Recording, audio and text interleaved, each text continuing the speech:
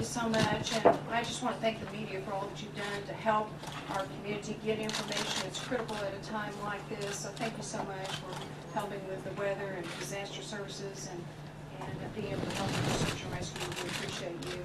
It's been a very trying couple of days for the state of Oklahoma. It's a sad time for us because we've experienced one of our most horrific storms and disasters that the state has ever faced. But yet in the midst of tragedy and loss of life, we've also seen the resilience and the courage and the strength of our people.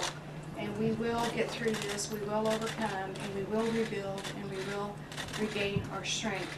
Our hearts and prayers are certainly with those that have lost their loved ones.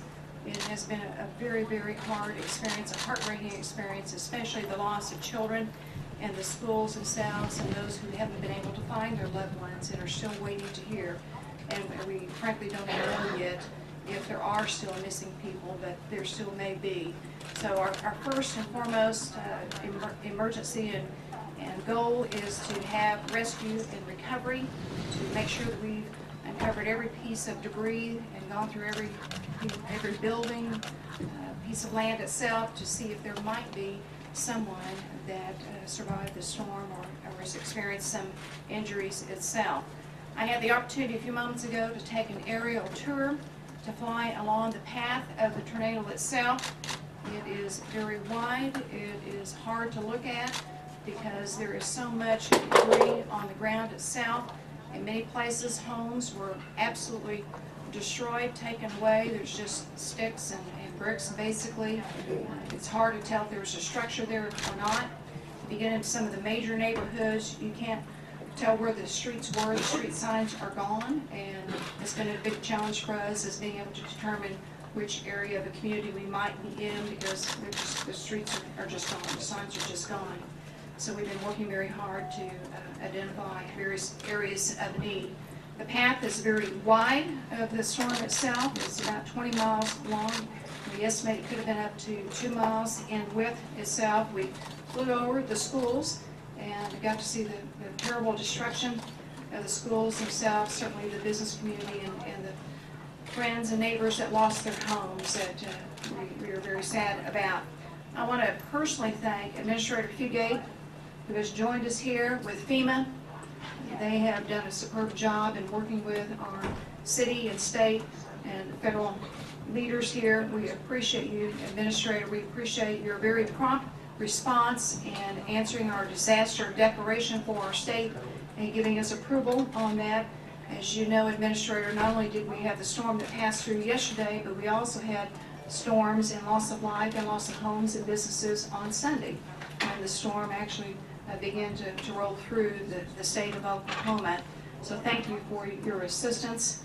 I also had a second phone call a few moments ago from President Obama, once again reiterating that FEMA is here to help bring any resources to bear to help us with any type of red tape that we might run across. And several other cabinet secretaries have called also to express their thoughts and prayers and offer assistance. We appreciate all that FEMA is doing. And I want to say a word to all the first responders, so many, fire, police, emergency personnel, the Office of Emergency Management Director Albert Ashwood and his team that have been coordinating on the state level.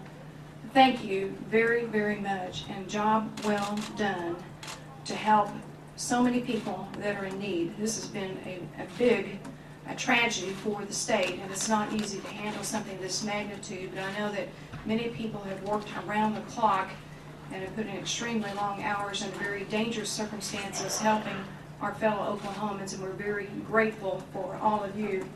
I want to give you a couple of updates on some things.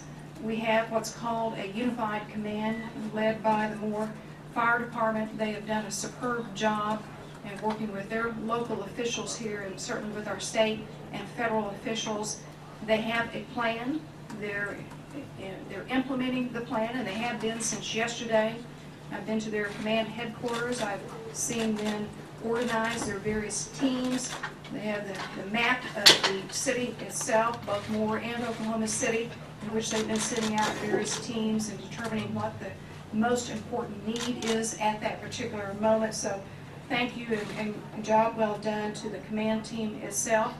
At 9 a.m. this morning, I brought together all my cabinet secretaries from my various heads of my agencies for the state of Oklahoma.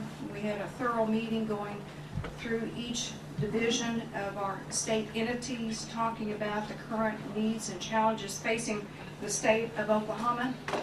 And we want to encourage anyone that is currently still in need in our state to call 1-800-621-FEMA if you need services, if you need some type of help, and if a community needs some help or a department needs some help. We've also set up a state website that people can go to get current information, to look at current services that are available, and certainly to be able to respond to the state government. It is, the website is okstrong.ok.gov, and that website will be updated throughout the day and throughout the time period until we get through this. There will also be legislation that we are working on right now in the Oklahoma Senate and the House that will be a legislative vehicle to be able to tap our state rainy day savings account to set up an emergency fund for the state to be able to match federal dollars and to also help our local communities who are in need of services and funding right now. A lot of the communities are tapping their local resources. Certainly a lot of personnel is working overtime, and there are a lot of departments that are having to utilize some of their funding. And it'll also help us with matching some of the individuals who will apply for the federal assistance on the individual basis that have lost things, and to help reimburse the local communities. I've also signed an executive order that will waive the weight limits for utilities that are coming into the state and working within the state on weight and height to help get the power back restored and get other essential utility services flowing again. We have many different areas throughout the state that are without electricity, and of course we've been without water in this local area of the city itself, and water pressure is actually low in Oklahoma City too, because one of our power supplies has affected one of the water plants. I am aware that we have some state employees that have been affected by the tornadoes throughout the state, not only this one but the ones in previous days. And so for state employees that have lost their homes, and I'm not aware if any of them have lost any loved ones, but if they'll work through their agency head, we are going to give our state employees that have been affected 15 days of administrative leave, so they won't have to take their vacation leave or their sick leave to be able to get back on their feet and to take care of their personal needs. I visited with our Secretary of Health and Human Services. We have been working with our local hospitals and our nursing associations and also the state funeral directors, and we have plenty of capacity in our hospital to take those that have been injured. We estimate there have been around 237 injuries so far that we know of that have shown up at our various facilities. We also are working to set up mental health counseling centers in our various shelters, and we'll be working to establish a 1-800 number for those who need some counseling that have lost loved ones or have just faced some stress from all that's going on. We don't have any firm numbers on the number of deaths that we have experienced. We know that there are people that and bodies have been taken to the medical examiner's office, but we have also heard that there may be bodies that have been taken to local funeral homes. And so we are working real hard right now to try to get a more accurate count of the loss of life, and we hope to have better numbers on that. Our Department of Transportation has pulled together over 400 people throughout the state that are on standby to bring in various bulldozers and equipment when the time comes that we need to begin the process of helping to clear the roads better, certainly to keep those safe, and we will be certainly allowing people to do what they need to do to get their valuable possessions through the lost property that they have experienced, but we will also have the resources available to be able to begin clearing at some point in time in the future. OG&E is working very hard to restore power We have had 38,000 residents at this point in time that are without power, 20,000 and more in Oklahoma City. And so we're working to get that power back up. One of the other challenges that we have faced throughout this time period has been the problems with communications, with cell service, and with telephone lines that have been down. And AT&T and Verizon has set up some mobile units to allow better communication for us. The Department of Agriculture and Forestry has also brought in heavy equipment to help when the time comes with debris clearing.